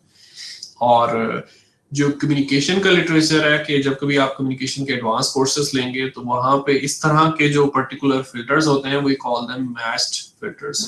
तो यानी उनकी एक बहुत डिटेल्ड डिस्कशन है कम्युनिकेशंस के कॉन्टेक्स्ट में, तो उसमें हम लोग नहीं जाएंगे, लेकिन हम just telling you another name जो आपको कहीं ना कहीं किसी भी स्टडी के दौरान आपको नजर आएगा। तो you can just keep it in the back of your mind के किसी भी इम्पल्स रिस्पॉन्स का जब आप टाइम रिवर्सल करें तो जो नया इम्पल्स रिस्पॉन्स आता है तो और उसके कॉरेस्पॉन्डिंग जो सिस्टम होता है तो that system is called match filter. Okay, तो जो G0 है तो वो H0 का टाइम रिवर्सल है, G1 जो है वो H1 का टाइम रिवर्सल है। तो ये जो मैथमेटिकल एक्सप्रेशंस हैं if they are not very easy to grasp तो हम जो इसकी विजुअल रिप्रेजेंटेशन है उस पर चले जाते हैं कि H0 और H1 जो हम कह रहे थे कि जो डिस्क्रीट वेवलेट ट्रांसफॉर्म में जो हमारे पास फंडामेंटल ऑपरेशन है उसमें हमें H0 H1 चाहिए, तो H0 H1 है क्या, तो यहाँ पे उनकी मैथमेटिकल डेफिनेशन लिखी हुई है। तो वंस अगेन शायद ग्राफ को देखना जो है वो ज्यादा इजी है। तो ग्राफ को अगर आप देखें तो H0 का जो ग्राफ है तो what does it tell us कि एक ऐसा इम्पल्स रिस्पॉन्स है जिसमें सिर्फ दो ही सैंपल्स हैं, तो FIR है, ठीक है, फाइनाइट इम्पल्स रिस्पॉन्स है, सिर्फ दो सैंपल्स हैं, एक सैंपल जो है वो 0 पे है और एक सैंपल जो है वो -1 पे है, और हर सैंपल का जो मैग्नीट्यूड है वो 1/√2 है। तो ये जो स्केलिंग हो रही है कि हर सैंपल का मैग्नीट्यूड 1 नहीं है बल्कि 1/√2 है, तो दैट इज जस्ट फॉर आप कह लें कि एस्थेटिक पर्पस कि जो मैथमेटिशियंस होते हैं तो जब वो अपना ये डेरिवेशंस वगैरह कर रहे होते हैं तो इस तरह के फैक्टर्स उनके पास आ जाते हैं जिनको कैंसिल आउट करने के लिए। तो कहीं पे अगर आपको 1/√2 का फैक्टर नजर आ रहा है तो कहीं पे इसका मतलब है कि √2 का फैक्टर है जिसको कैंसिल करने के लिए ये यूज हुआ है। तो स्केलिंग फैक्टर यानी कि आप कह लें at the same time important है भी और नहीं भी। तो इंपॉर्टेंट चीज ये है कि H0 जो है उसमें सिर्फ दो सैंपल्स हैं, एक 0 पे और एक -1 पे, और इसी तरह से जो H1 है उसमें भी दो सैंपल्स हैं, एक 0 पे और एक -1 पे, लेकिन -1 पे जो सैंपल है उसका जो मैग्नीट्यूड है वो भी आप कह लें कि अपसाइड डाउन है, ठीक है। तो ये चीज आप लोगों ने ध्यान में रखनी है। तो ये आपके पास H0 H1 है, तो जब आप H0 का रिवर्सल करेंगे टाइम रिवर्सल G0 बनाने के लिए, तो टाइम रिवर्सल का क्या मतलब है, यानी H0 ऑफ -n का क्या मतलब है कि जो भी आपके पास ये स्केच है जहां पे मैं माउस ओवर कर रहा हूं तो आपने इस स्केच को फ्लिप कर देना है अराउंड द वर्टिकल एक्सिस। जब आप इसको फ्लिप करेंगे तो G0 क्या बनेगा, G0 में सिर्फ दो सैंपल्स होंगे जो कि 0 और 1 पे होंगे। H0 में दो सैंपल्स थे जो कि 0 और -1 पे थे। इसी तरह से H1 से आप G1 कैसे लेंगे, आप H1 को फ्लिप कर देंगे अराउंड द वर्टिकल एक्सिस। तो फिर G1 में कौन से सैंपल्स होंगे, एक सैंपल 0 इंडेक्स पे होगा और एक सैंपल 1 इंडेक्स पे होगा, और जो 1 इंडेक्स पे जो सैंपल होगा वो अपसाइड डाउन होगा क्योंकि आपने सिंपली सिग्नल को फ्लिप किया, ठीक है। तो ट्राई यानी कि flipping this signal by your hand कि वर्टिकल एक्सिस के अराउंड इसको फ्लिप करें। तो इस तरह से आपके पास G और H जो है वो आ जाते हैं। ओके, तो राइट,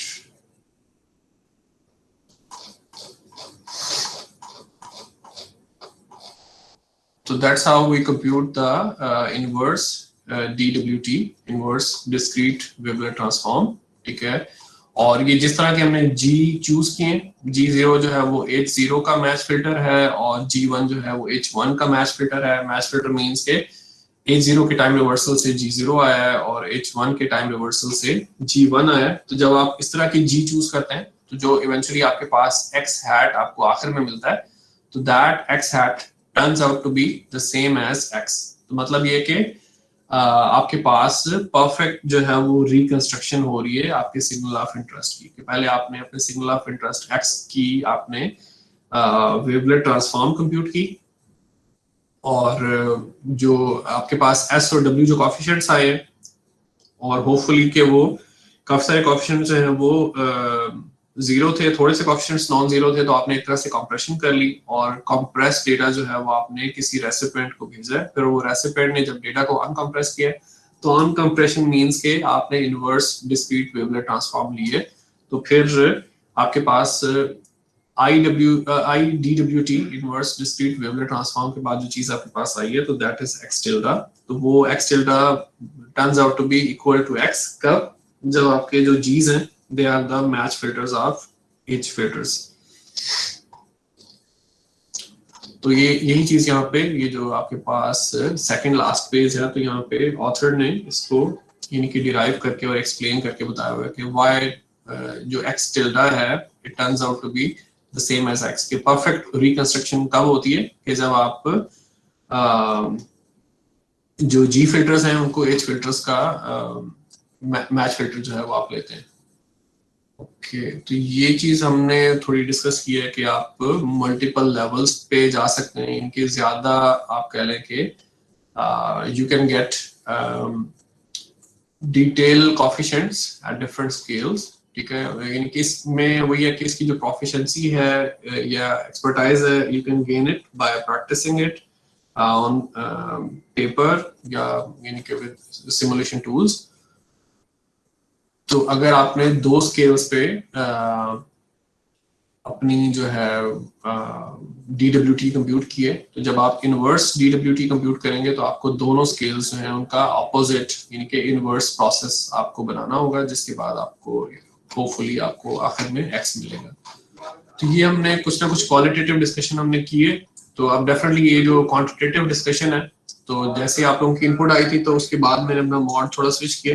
तो हमने यानी कि उसके बाद से लेके अभी तक हमने कोई फर्दर इक्वेशन व्हाइट बोर्ड पे नहीं लिखी है, तो ज्यादातर क्वालिटेटिव डिस्कशन हुई है। जैसे भी ये जो चीज आपको नजर आ रही है, तो if I haven't written it on the whiteboard, तो I am not going to ask you the details of it. लेकिन शायद ये जरूर हो सकता है कि I might be designing some simple questions around this block diagram, keeping in mind के ये block diagram is kind of the reminiscent, ठीक है, of what we did in chapter 4। जो चैप्टर 4 के जो कॉन्सेप्ट्स हैं उनको इन कॉन्सेप्ट्स के साथ इंटरलिंक किया जा सकता है। ऑफ कोर्स इनके one could form tricky questions, I won't go in that direction. जैसे ये जो ब्लॉक डायग्राम है, इसमें आप चैप्टर 4 के कॉन्सेप्ट्स के लिहाज से देखें तो आपको क्या पता चलेगा कि एक फिल्टर है, उसके बाद जो है वो डेसीमीटर लगा हुआ है। और चैप्टर 4 में आपने आइडेंटिटीज डेवलप कर ली थी, जिसमें आप फिल्टर को और डेसीमीटर ब्लॉक को स्वैप कर सकते थे। यानी कि आप फिल्टरिंग करके सैंपल्स ड्रॉप कर रहे हैं, तो ऑल्टरनेटली आप क्या कर सकते हैं, आप पहले सैंपल्स ड्रॉप कर लें और उसके बाद जो है आप फिल्टरिंग कर लें। तो वो आइडेंटिटीज हम आपको यूज करने को कह सकते हैं कि हमें जो डिस्क्रीट वेवलेट ट्रांसफॉर्म है उसकी एक इक्विवेलेंट रिप्रेजेंटेशन ब्लॉक डायग्राम बना के दें कि जिसमें पहले सैंपल ड्रॉप हो रहे हैं और बाद में जो है वो फिल्टरिंग हो रही हो। Such questions could be asked, but most likely I'm not going to ask these kind of questions. जो चीज पूछी जा सकती है वो रफली उसी तरह हो सकती है जैसे चैप्टर 4 में हमने जो चीजें प्रैक्टिस की थी कि हम कोई भी डमी या फिक्टिशियस XFN सिग्नल जो है वो कंसीडर करें। H0 H1 आप देख चुके हैं कि they are very very simple. H0 में भी दो नॉन जीरो सैंपल्स हैं, H1 में भी दो नॉन जीरो सैंपल्स हैं। तो H0 क्या है, del of n plus 1, और H1 of n क्या है, del of n इनके डेल्टा फंक्शन और प्लस बल्कि minus del of n plus 1। तो मकसद ये कि बहुत सिंपल यहाँ पे कॉन्वोल्यूशन हो सकती है x of n की H0 H1 के साथ। तो H0 और H1 की आउटपुट्स आ सकती हैं, फिर आप उनको डेसिमेट करके आप जो है वो S और W जो है वो हमें दिखा सकते हैं। तो यानी कि दैट मेक्स सेंस कि हम आपसे कहें कि आप हमें किसी फर्जी सिग्नल के लिए DWT डिस्क्रीट वेवलेट ट्रांसफॉर्म जो है वो आप हमें कंप्यूट करके दें, यानी कि you kind of act like MATLAB. तो आप सब लोगों को मैटलैब थोड़ा सा शायद बनना पड़े कि आप एक छोटे से सिग्नल के लिए आप हमें एक ऐसा XFN जिसमें 5-10 सैंपल्स हैं, तो उसके लिए आप हमें डिटेल कोएफिशिएंट्स और वेवलेट जो अप्रॉक्सीमेशन कोएफिशिएंट्स हैं वो आप हमें निकाल के जो है वो दें। So such question could be asked. Okay तो ये जो डायग्राम है तो इसमें क्वालिटेटिवली जो बात है वो यही है कि जो आपकी वेवलेट ट्रांसफॉर्म है तो वो किसी भी रेजोल्यूशन लेवल पे जा सकती है, ठीक है, यानी कि ये एक नेस्टेड प्रोसीजर यहाँ पे हो रहा है। तो DWT कमांड अगर आप मैटलैब में यूज करेंगे तो उसमें आपके पास ये आर्गुमेंट आएगा कि आपने कितनी रेजोल्यूशन पे जाना है। तो पहली रेजोल्यूशन पे सिर्फ एक दफा फिल्टरिंग होती है और डेसिमेशन होती है, और फिर आप दोबारा से फिल्टरिंग और डेसिमेशन कर सकते हैं and you can repeat the same process multiple times, चाहे आप इसको 10 टाइम्स रिपीट करें या 20 टाइम्स रिपीट करें। और एक चीज और ज़हन में रखें कि जब जब आप ये प्रोसेस रिपीट करेंगे, यानी फॉर एग्जांपल मैटलैब में, तो आपके पास क्या चीज आपको आउटपुट पे मिलनी चाहिए। एक दफा जब आप ये फिल्टरिंग और डेसिमेशन करेंगे तो आपको S और W मिलेगा, और फिर जो S आपको मिलता है उस पर दोबारा आप ये फिल्टरिंग डेसिमेशन अप्लाई करते हैं। तो S पे आप जो है वो रिपीटेडली रिकर्सिवली DWT अप्लाई करते हैं, तो इन दी एंड आपको S0 मिलता है, यानी कि अप्रोक्सीमेशन एट स्केल 0, और बाकी जो भी चीज मिलती है वो सारे W's होते हैं एट डिफरेंट स्केल्स। इनके स्केल 0 पे W है, स्केल 1 पे, स्केल 2 पे एंड सो ऑन। तो दैट इज समथिंग यानी कि good to keep in mind. Okay, अगर कोई फर्दर क्वेश्चंस हैं तो definitely let me know. Sir हमेशा सिर्फ एस वाले सिग्नल को ही क्यों आगे करना पड़ता है डिकम्पोज?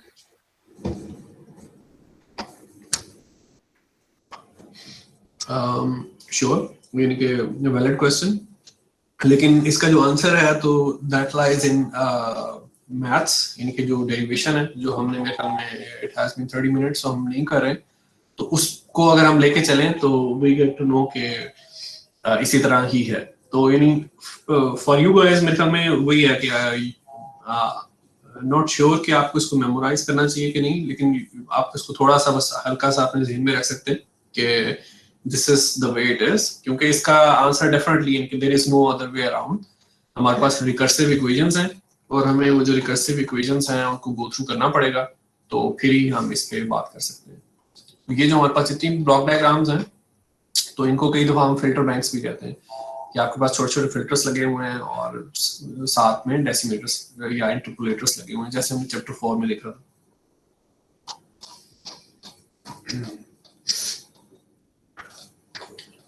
तो एनीवे मेरे में जो क्वेश्चन पूछा गया है तो उससे रिलेटेड मैं थोड़ी सी इनके डेरिवेशन व्हाइट बोर्ड पे करने की कोशिश करता हूँ। तो उसका आंसर, इनके जो क्वेश्चन है उसके आंसर तक पहुंचने के लिए हमें ज्यादा टाइम चाहिए होगा, उतना वक्त हमारे पास नहीं है, तो जितना हम कर सके हुए तो that will kind of pave the way कि आप लोग फिर आगे फर्दर ये लेक्चर नोट्स को अपने ओन पे नेविगेट कर सकते हैं टू फिगर आउट के why that was the case, कि जो रिकर्जन है वो S पे क्यों अप्लाई हो रही है और W पे क्यों अप्लाई नहीं हो रही है।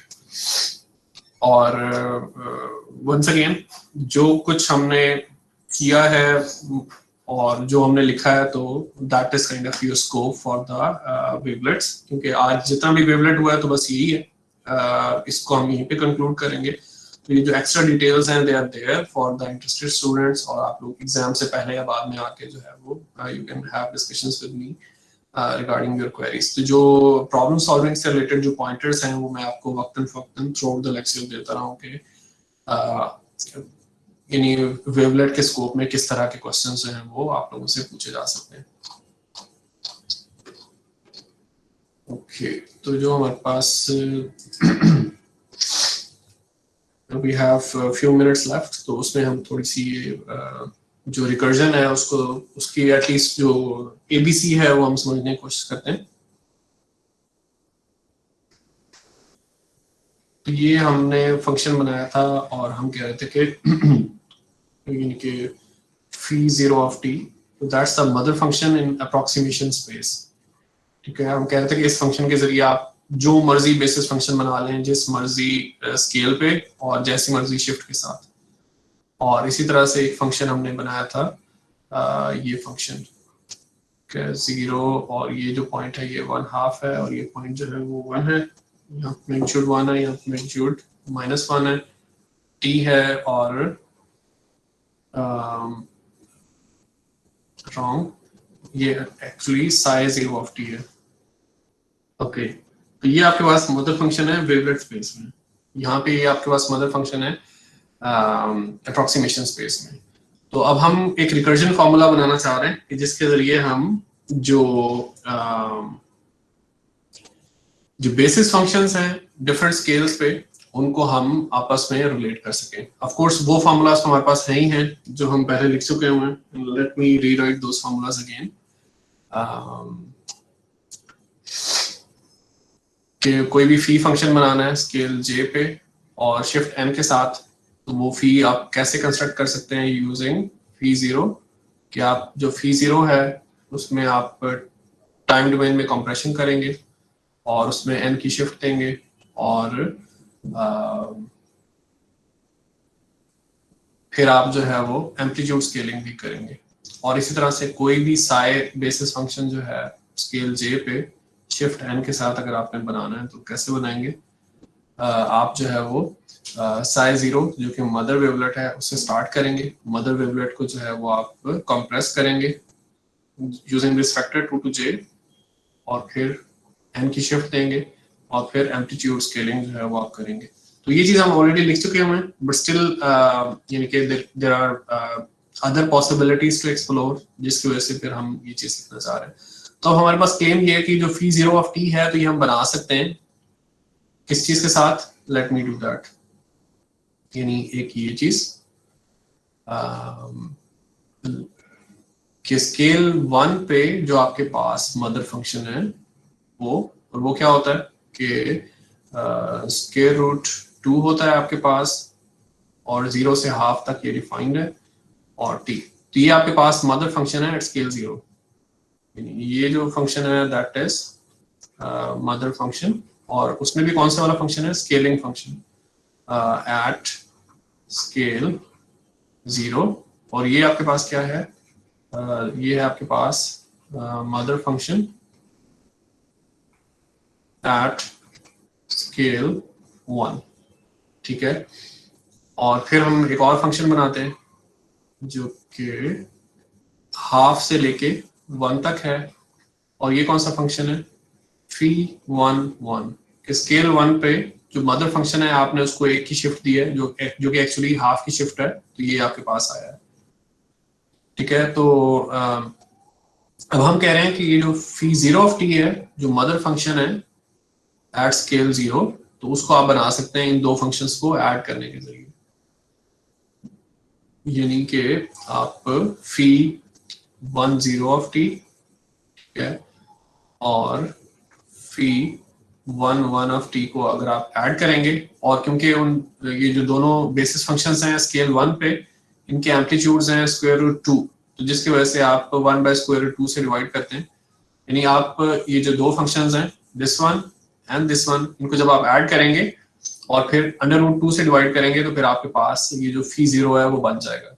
तो होपफुली आई होप के आप लोग इस फार्मूला को इजीली कॉम्प्रिहेंड कर सकते हैं। ग्राफिकली तो ये बड़ा वाज़ेह नजर आ रहा है।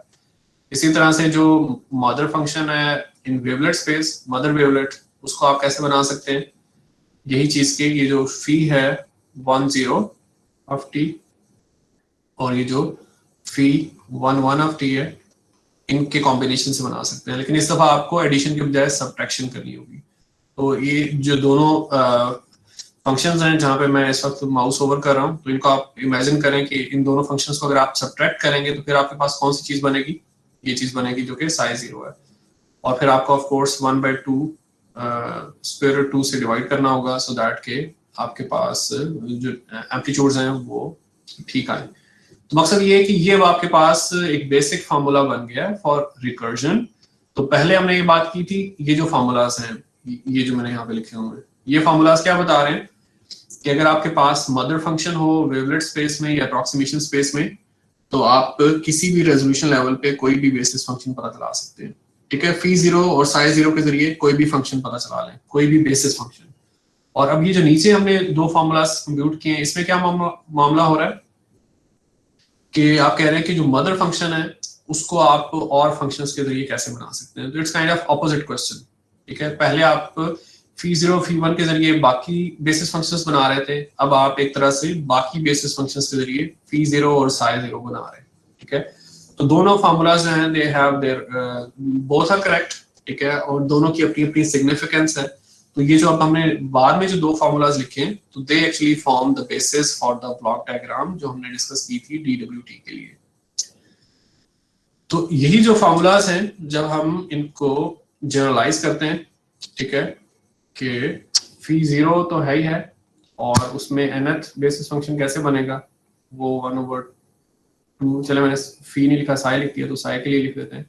तो वो बनेगा कि जी आप फी 1 और 2n जो आपके पास बेसिस फंक्शन होगा वो, और उसमें से क्या चीज सब्ट्रैक्ट करनी है, फी 1 और 2n + 1, ये आपके पास आ जाएगा। और फिर इसको मजीद एनालाइज करेंगे, साई किसी भी स्केल j पे और शिफ्ट n के साथ अगर आपने पता चलाना है तो क्या होगा,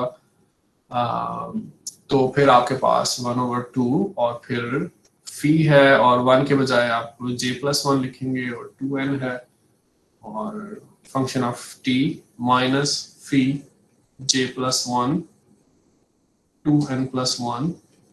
तो ये इस तरह की चीज आपके पास आ जाती है। तो ये आपके पास जेनेरिक रिकर्सिव फार्मूला है।